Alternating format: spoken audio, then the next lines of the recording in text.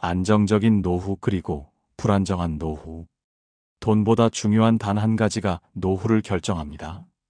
노후가 불안한 이유는 단지 돈이 없어서가 아닙니다. 준비되지 않은 마음, 정리되지 않은 관계, 놓치고 있는 삶의 균형. 지금부터 노후를 바꾸는 철학적 기준에 대해 함께 생각해 봅니다. 누군가는 같은 나이에 걱정 없이 잠들고, 누군가는 자꾸 새벽에 깬다고 합니다. 불안한 노후와 안정된 노후의 차이는 은행 잔고만이 아니라 어떤 태도와 관점으로 살아왔느냐에서 시작됩니다. 오늘의 첫 번째 이야기 시작하겠습니다. 돈이 많은데도 불안한 사람, 가진 게 적어도 평온한 사람. 노후가 안정적이냐 아니냐는 금전적 수치로만 구분되지 않습니다. 오히려 그 사람의 눈빛과 말투, 일상의 리듬과 관계의 깊이에서 그 차이는 더 분명히 드러납니다. 돈이 충분한데도 불안한 사람이 있습니다. 예상치 못한 병이나 가족의 거리감, 어디에 써야 할지 모르는 시간의 공허. 그 모든 것이 마음을 불안하게 만듭니다. 반대로 가진 게 많지 않아도 작은 마당의 풀을 매만지고 이른 아침 햇살을 맞으며 고요한 시간을 누리는 사람도 있습니다. 그는 수입보다 지출을 먼저 정리했고 욕망보다 감사의 목록을 먼저 적습니다. 스토아 철학자들은 말했습니다. 불안은 외부의 결핍보다 내면의 미정리에서 온다고. 노후의 안정은 보험이 아니라 내면의 구조가 얼마나 정돈되어 있느냐에 달렸습니다. 노자도 말합니다. 많이 가지려 애쓸수록 마음은 더 메말라 간다고. 그는 가짐보다 노움에 집중합니다. 그리고 그렇게 놓는 법을 익힌 사람만이 마침내 편안한 노후를 살아냅니다. 니체는 이렇게 말했습니다. 진짜 부자는 덜 원하는 사람이다. 그 말은 노년의 철학을 정확히 꿰뚫습니다. 더 많이 벌고 더 많이 준비했다고 해서 마음까지 평온한 것은 아닙니다. 그보다 중요한 것은 나에게 꼭 필요한 것이 무엇인지 아는 지혜, 그리고 그것 외의 것에는 마음을 흔들리지 않는 단단함입니다. 사유하세요. 당신이 지금 불안한 이유는 정말 가진 것이 부족해서입니까? 아니면 그 가진 것을 어떻게 받아들여야 할지 마음이 아직 정리되지 않아서입니까? 두 번째 이야기, 안정된 노후를 가진 사람은 관계의 균형부터 정리했습니다. 노년의 고요함은 혼자 있어서 오는 것이 아닙니다. 누구와 어떻게 연결되어 있느냐에서 시작됩니다. 반대로 불안한 노후는 고립이 아니라 불균형한 관계 속에서 비롯되기도 합니다. 누군가는 자녀와의 거리에서, 누군가는 배우자와의 침묵에서, 누군가는 오래된 친구와의 어색함 속에서 삶의 중심을 조금씩 잃어갑니다. 스토아 철학자들은 외부와의 조화로운 관계가 내면의 평온을 가능하게 한다고 말했습니다. 그 조화는 모든 사람과 가까이 지낸다는 뜻이 아닙니다. 오히려 필요한 거리를 알고 지켜야 할 선을 지킬 줄 아는 태도입니다. 노자도 말했습니다. 강한 자는 억지로 엮지 않고 흐르는 대로 두되 중심은 잃지 않는다고. 관계가 복잡할수록 한 사람은 중심을 잡아야 합니다. 그 중심은 이해보다 침묵에서, 해결보다 존중에서 비롯됩니다. 니체는 이렇게 말합니다. 어떤 사람은 멀어질수록 내면이 맑아진다. 그가 말하는 멀어짐은 단절이 아니라 삶의 흐름을 흐트러뜨리지 않는 선의 선택입니다. 관계를 정리했다는 건 남을 버린다는 뜻이 아닙니다. 내 삶의 방을 정돈했다는 뜻입니다. 오랫동안 방치된 섭섭함과 말하지 못한 불편함과 억지로 맞춘 웃음을 꺼내어 자기 마음의 창문을 다시 여는 일입니다. 사유하세요. 지금 당신 곁에 있는 관계들은 당신을 더 깊게 숨쉬게 만듭니까? 아니면 당신을 조금씩 무겁게 하고 있습니까? 안정된 노후란 관계에서 자유로운 것이 아니라 관계에서 정돈된 사람만이 누릴 수 있는 평화입니다. 세 번째 이야기. 불안한 노후는 할 일 없음에서 오지 않고 쓸모 없음에서 옵니다. 많은 이들이 노후를 두려워하는 이유는 몸이 약해져서도 시간이 많아서도 아닙니다. 가장 깊은 불안은 더 이상 누군가에게 필요하지 않다는 느낌, 어떤 역할도 자리도 쓰임도 사라졌다는 감각에서 옵니다. 현대 철학자들은 말합니다. 존재의 가장 강한 감정은 기쁨도 아니고 슬픔도 아니며 무의미함이라고. 노후에 찾아오는 공허함은 단지 일이 없어서가 아니라 존재의 의미를 부여받지 못한 데서 비롯됩니다. 스토아 철학자들은 자기 쓰임을 남이 아닌 자신에게서 찾아야 한다고 말합니다. 누군가가 나를 필요로 해주기만을 기다리는 것이 아니라 나는 어떤 방식으로든 하루를 의미 있게 보낼 수 있다는 믿음. 그 믿음이 노년의 중심을 지켜줍니다. 노자는 말합니다. 큰 그릇은 늦게 채워진다. 삶의 진짜 그릇은 오히려 나이가 들어가며 그 크기를 알아갑니다. 그릇을 깨뜨리는 것은 외로움이 아니라 쓸모없다는 스스로의 판단입니다. 니체는 가치라는 단어를 자주 썼습니다. 그는 말합니다. 가치는 외부의 평가가 아니라 내가 내 삶에 부여하는 의미라고. 그 의미를 매일 한 줄씩 적어나가는 것. 그것이 곧 불안을 다스리는 사유가 됩니다. 당신이 책을 한 권 읽는 것도 창가에서 햇살을 바라보며 지난 날을 조용히 되새기는 것도 누군가에게는 작고 느린 일이지만 당신 안에서는 여전히 인생을 정리하고 다시 이어가는 움직임입니다. 사유하세요. 지금 당신은 스스로의 쓰임을 남의 평가로부터 찾고 있지는 않습니까? 아니면 작아 보여도 당신 안에서 자라고 있는 의미를 돌보고 있습니까? 네 번째 이야기. 불안한 노후를 만드는 건 외로움이 아니라 말하지 못한 마음입니다. 사람은 누구나 혼자일 수 있습니다. 하지만 혼자 있는 것과 외롭다는 건 다릅니다. 진짜 외로움은 곁에 사람이 없어서가 아니라 하고 싶은 말을 꺼낼 곳이 사라졌을 때 시작됩니다.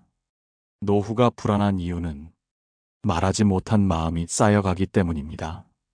과거의 후회, 가족과의 거리, 말끝마다 사라진 존중.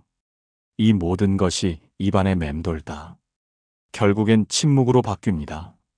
그리고 그 침묵이 조용히 마음을 잠식해갑니다.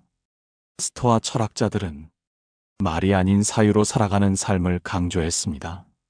하지만 그 사유는 자기 안의 진심을 꺼내보는 일에서 시작됩니다. 누군가에게 말하지 못한 채 자신조차 외면한 마음은 결국 병이 되고 불안이 됩니다. 노자는 이렇게 말합니다. 마음은 물과 같아 흐르지 않으면 썩는다. 당신의 마음은 지금 어디로 흘러가고 있습니까? 혹시 어디선가 막혀 있는 것은 아닙니까? 니체는 말했습니다.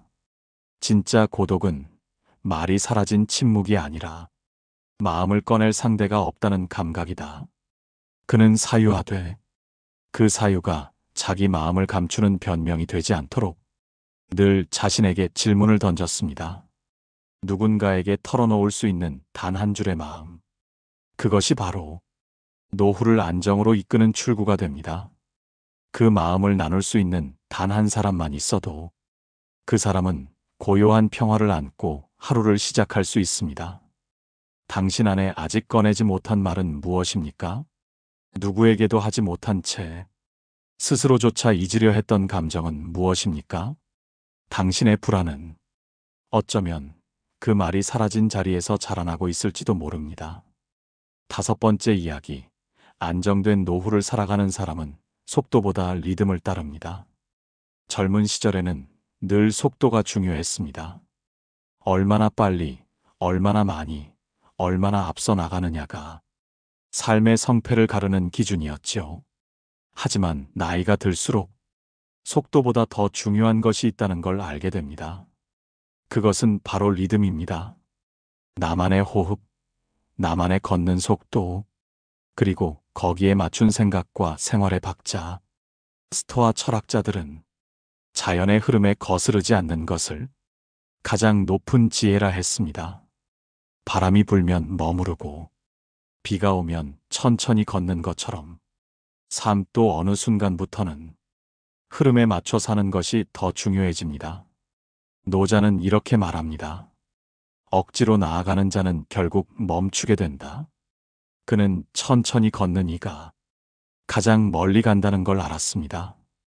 빠르게 움직이던 습관 대신 느림의 리듬을 따라가는 용기. 그것이 노년의 품격입니다. 니체는 반성하지 않는 속도를 경계했습니다. 속도가 빠를수록 자신을 돌아볼 틈이 없고 그 속도는 결국 방향을 잃게 된다고 경고했습니다. 안정된 노후란 이제는 남의 시간에 맞추는 삶이 아니라 나의 리듬을 존중하는 삶입니다. 아침을 느긋하게 열고 하루의 가운데를 깊이 숨쉬고 저녁은 한 잔의 차처럼 따뜻하게 감싸는 삶. 그 리듬 안에서는 시간이 더 이상 채워야 할 공간이 아니라 감사해야 할 선물로 바뀝니다. 사유하세요. 지금 당신의 하루는 누군가의 속도에 맞춰 흘러가고 있진 않습니까? 아니면 당신만의 박자 속에서 조용히 중심을 지켜가고 있습니까? 속도는 경쟁을 부르고 리듬은 평온을 부릅니다. 노후의 진짜 안정은 그 리듬을 선택한 사람에게 주어집니다. 6번째 이야기. 평온한 노후를 사는 사람은 가져야 할 것보다 버려야 할 것을 먼저 생각합니다. 많은 이들이 노후를 준비한다며 보험을 들고 부동산을 보고 자산을 계산합니다. 무언가를 더 갖기 위한 계획표는 빼곡하지만 무엇을 덜어내야 할지에 대한 사유는 흔치 않습니다. 하지만 철학자들은 거꾸로 말합니다. 삶의 무게는 더 많은 것에서 오는 게 아니라 내려놓지 못한 것에서 온다고. 스토아 철학자들은 소유에 집착하지 않는 삶이야말로 가장 자유로운 삶이라 했습니다. 그들은 삶의 핵심을 덜어낼수록 더 선명해지는 것이라고 보았지요. 노자는 말합니다. 비우는 자만이 채울 수 있고 채운다는 건 쌓는 것이 아니라 순환하게 하는 것이라고. 노년이 되면 자연스럽게 몸도 마음도 공간도 가볍게 정리해야 할 시기가 찾아옵니다. 그리고 그 정리는 더 오래 살기 위한 것이 아니라 더 맑게 살기 위한 준비입니다. 니체는 인간은 끝없이 채우려는 존재이지만 진정한 고요는 남은 시간에 무엇을 더하지 않을지에서 온다고 했습니다. 이제는 무언가를 쌓기보다 이미 쌓인 것을 바라보며 그 안에서 진짜 필요한 것만 남기는 연습이 필요합니다. 그는 말합니다. 나는 이제 원하는 것보다 더 이상 원하지 않는 것을 말할 수 있다. 그 말은 곧 삶의 우선순위가 바뀌었음을 뜻하고 그 순간부터 사람은 자유로워집니다. 7번째 이야기. 불안한 노후는 과거에 머물고 평온한 노후는 현재에 깃듭니다. 노년의 시간은 과거를 돌아보는 시간이기도 합니다. 하지만 그 돌아봄이 아쉬움에 머물면 후회가 되고 감사로 이어지면 지혜가 됩니다. 불안한 노후를 사는 이들은 잊지 못할 과거의 상처, 끝내 이해받지 못한 말, 지나간 선택들에 대한 후회 속에서 오늘을 살지 못합니다. 스토아 철학자들은 지금 이 순간을 삶의 유일한 시간으로 받아들였고 과거는 판단의 기준이 아니라 통과한 시간으로 바라보았습니다. 그들은 말합니다.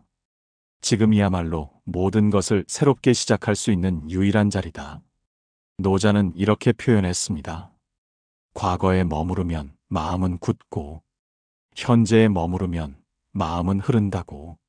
그 흐름을 따라 사는 이만이 지금의 햇살과 바람과 고요함을 가장 진하게 누릴 수 있습니다. 니체는 인간은 끝없이 과거를 소환하는 존재지만 진정한 강자는 그 과거마저 긍정하고 끌어안으며 지금을 살아내는 자라 했습니다. 그는 말합니다. 과거가 내게 준 것은 기억이 아니라 지금을 사는 방식이다. 당신이 겪은 모든 순간은 지금 이 자리에서 당신을 어떻게 살아가게 할지를 결정짓는 힘이 됩니다. 8번째 이야기. 평온한 노후를 사는 사람은 다름을 인정하고 같음을 강요하지 않습니다. 노년이 되면 점점 더 자기 방식이 익숙해지고 생각이 굳어지기 쉽습니다. 그럴수록 타인의 선택이나 말투, 삶의 방식이 낯설게 느껴지고 때로는 거슬리기도 합니다. 하지만 철학자들은 경고합니다. 그 다름을 인정하지 못하는 순간부터 고립은 시작된다고. 스토아 철학자들은 내가 통제할 수 없는 것에 감정을 쏟지 말고 그저 관찰하라고 말했습니다. 그 사람은 나와 다를 수 있고 그 다름은 틀림이 아니라 또 하나의 삶의 방식일 뿐입니다. 노자는 더욱 단호합니다. 세상을 바꾸려 하지 말고 자신을 더 유연하게 만들라고. 그 유연함은 누구를 더 많이 포용할 수 있는가에서 드러납니다. 니체는 가치의 충돌을 자연스러운 현상이라 했습니다. 누구나 각자의 기준으로 옳고 그름을 판단하지만 진짜 성숙한 사람은 그 기준이 모두 다를 수 있음을 받아들이는 사람입니다. 그는 말합니다. 다름은 충돌이 아니라 확장이다. 그 다름을 받아들이는 순간 세상은 갑자기 조용해지고 사람 사이의 긴장은 스르르 풀립니다. 평온한 노후를 살아가는 이들은 자기 안의 기준을 남에게 들이대지 않습니다. 그들은 말보다 귀가 열려 있고 판단보다 이해가 앞서 있습니다. 9번째 이야기. 안정된 노후를 가진 사람은 의미 있는 사소함을 매일 발견합니다. 젊은 시절엔 대단한 성취, 특별한 경험, 커다란 일정을 위해 하루를 설계했습니다. 하지만 노년이 되어 그 일상이 비워졌다고 느껴질 때 사람은 종종 허무해집니다. 그러나 철학자들은 진짜 충만함은 의미 있는 사소함에서 온다고 말합니다. 아침 볕에 담긴 온기, 우연히 들은 노랫말 한 줄, 습관처럼 내리는 차 한 잔. 스토아 철학자들은 행복이란 외부의 조건이 아니라 지금 이 순간에 집중하는 능력이라고 했습니다. 그 집중은 작지만 깊은 감각에서 출발합니다. 노자는 말합니다. 위대한 것은 자금 속에 숨어 있다고. 작은 풀잎 하나에도, 흐르는 구름 하나에도 삶의 깊이가 담겨 있음을 아는 자. 그가 바로 가장 여유로운 삶을 사는 자입니다. 니체는 인간이 고통을 견디는 힘보다 의미를 발견하는 능력으로 살아간다고 했습니다. 그는 말합니다. 삶은 견디는 것이 아니라 느끼는 것이다. 그 느낌은 반드시 거창하지 않아도 됩니다. 그저 오늘 하루의 의미 하나를 남기는 것. 그것으로도 인간은 스스로를 다독일 수 있습니다. 안정된 노후를 가진 사람은 할 일의 양이 아니라 살아있음의 감도를 기준으로 하루를 살아갑니다. 그는 사소한 것들을 귀하게 바라볼 줄 아는 눈을 가졌고 그 눈은 늘 감사의 언어로 세상을 다시 써내려 갑니다. 사유하세요. 당신은 오늘 하루 무엇을 느끼셨습니까? 그 감정 하나에 의미를 부여하고 계신가요? 아니면 지나가는 소음처럼 흘려보내고 있나요? 노년의 평온은 거대한 성취가 아니라 매일의 작고 고요한 의미를 포착할 줄 아는 눈에서 시작됩니다. 마지막 10번째 이야기. 결국 안정된 노후는 내가 나를 어떻게 대하느냐에 달려 있습니다. 누구는 은퇴 후 하루하루를 평화롭게 보내고 누구는 같은 시간 속에서 끊임없이 불안과 외로움에 시달립니다. 그 차이를 만든 건 돈도 가족도 건강도 아닙니다.